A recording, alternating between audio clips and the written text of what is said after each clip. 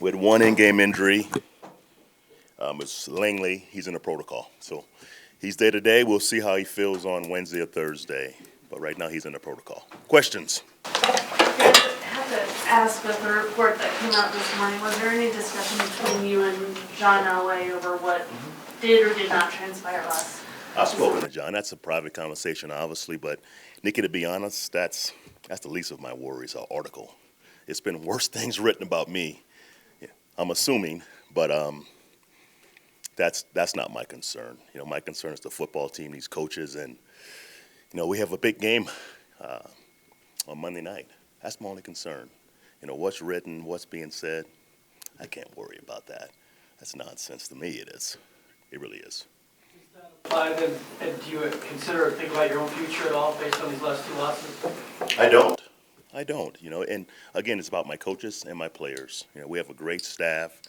It'll be tough for me to find a better staff in this league. Okay, I mean, these coaches have coached a really, really young team, and we've got young guys playing at a high level, okay, because of our coaches and our players. Each week they've battled, so that's my only focus and concern, not my future.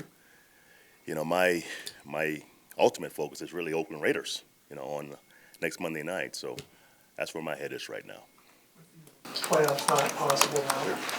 How tough is it not to look back at the last couple months and say, what went wrong to get you this point? Yeah, that's always a tough deal. I look back all the time, about games that we could have won and should have won, and that's part of the process. But that's over. We're out of it, and we've got 2 more weeks to kind of prove our worth. Obviously finish 8-8. It's better than finish 6-10.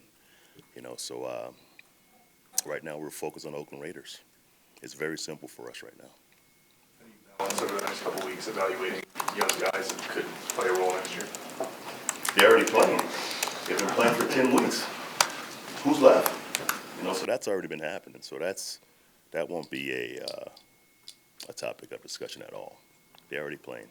Will you make a move on Chris by any chance in light of this? Yeah, we'll see. That's very possible. I mean, he's got about 2 more weeks of healing. We've got 2 more games to go, Mike. So that's very possible. He goes to IR. Very possible. Do you expect Shane Ray and Suacrates to be inactive again? I'm not sure. We'll see how the week goes. I would follow up on Ray one sack this year. Why didn't things click for him? I'm not sure. Just look at the Mark Taylor punch that got him ejected. I didn't see a punch. I didn't see the total play, so I couldn't tell you what happened before the push to the face or the punch was thrown.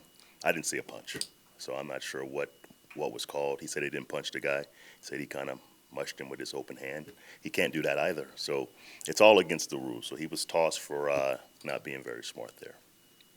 Possibly the last game in Oakland. Yeah. Are you concerned at all about the conditions, safety, anything going into That's this not game? my job, Nikki. We're going to show up and play football next Monday, and if there's any issues, I'm sure they'll handle it. Will Kevin Hogan get an opportunity to play? If Case misses snaps, he would, but not if Case is healthy. He won't. Case is the quarterback.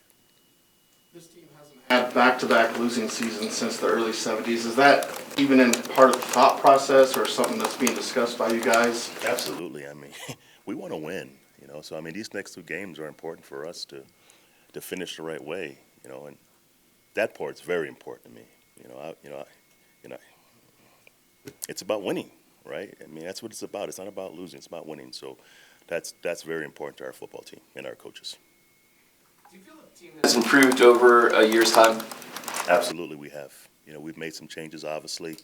We had a great young class that's come in and playing a lot of football for us, but we have gotten better. Not the record is what 1 game better, but overall, when you watch our team play, in my opinion, we've improved. Do you feel that progression will keep on going with you in charge and your coaches and what you guys are bringing forward? I believe that. I do. We have a great staff. Again, we have a great staff. Okay, I mean, this staff is bar none. And they've raised a lot of young players this year, and they're playing at a high level. That speaks to the staff. That speaks to the work that guys are putting in.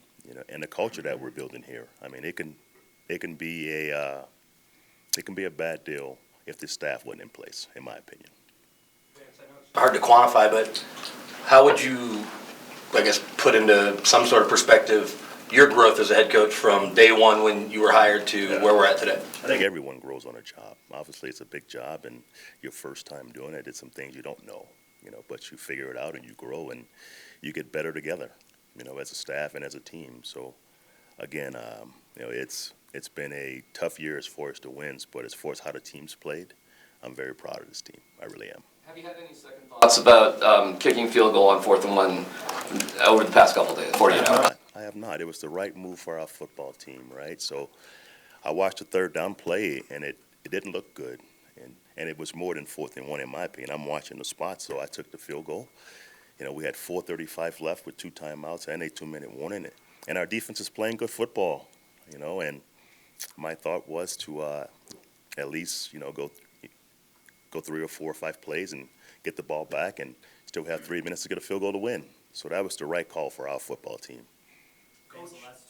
With the way it ended last year, with the report that you had some long odds of making it, did that make you uncomfortable? Was that difficult for you moving forward after? No, it made me uncomfortable, Mike. I mean, I'm a competitor, but I do get it.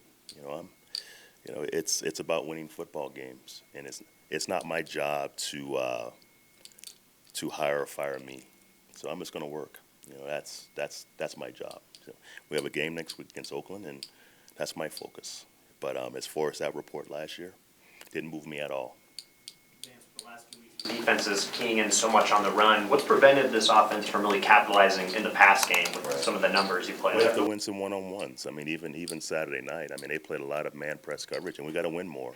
We got to make the plays when they're there, and we made some, and we didn't make some, but we have to win more. When teams force you to throw the ball every snap, you have to make them pay for it. That box was loaded, with a bunch of defenders. So when you're throwing it, it's got to be, on a success rate. So, we didn't do that Saturday night. How much of your issues do you think were offensive line related in terms of running the ball last year? It was not. It was not. It was just people in the box. It was numbers on Saturday night. BJ, do you think management has your back? Yeah, absolutely I do. Absolutely I do. Disruptive as you've seen him well here. He's played really well. The last month and a half, he's done a great job as far as rushing the passer, making plays in the run game, knocking balls out. He's had a really, really good month and a half for us. He was the captain of the game Saturday night because of how well he's played. So he's got a bright future, that guy. Tim Patrick's got us getting a lot more opportunities. What have you liked about his development and his production? He's a good young player. He's a complete player. He plays teams. He's a blocker. He can play X or slot or Z. So he's definitely a good football player. And again, it's his first time playing. So moving forward, he should get better as a receiver. Coach, after having a chance to take a look at the interceptions, what were some of your takeaways, and what did you tell Case afterwards? Well, the first interception, we had a blown route. So we had 2 guys in one spot. That wasn't totally on Case. It was a good play call. It was a play we practiced all week, but it was 2 guys in one spot, and obviously it hurt us because it was in a high red zone, and that cost us 3 points. The second one he just can't do. It's 1st and 10. It was a play call that we were hoping to catch him in a certain defense, and they didn't play that defense. So simply eat the ball, throw it away. Let's go to 2nd down, but don't give him a midfield interception. That hurt us also.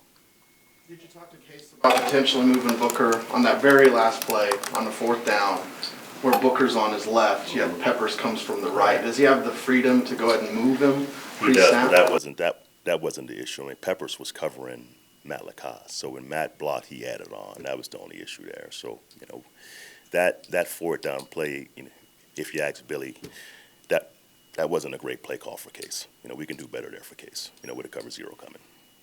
Last 2 games, I think probably a number of veterans aren't certain about their future here, just contract, whatever. Right. Do you have discussions with those players? Does it come up at all in this time? Yeah, it does. That's for our whole team, Nikki.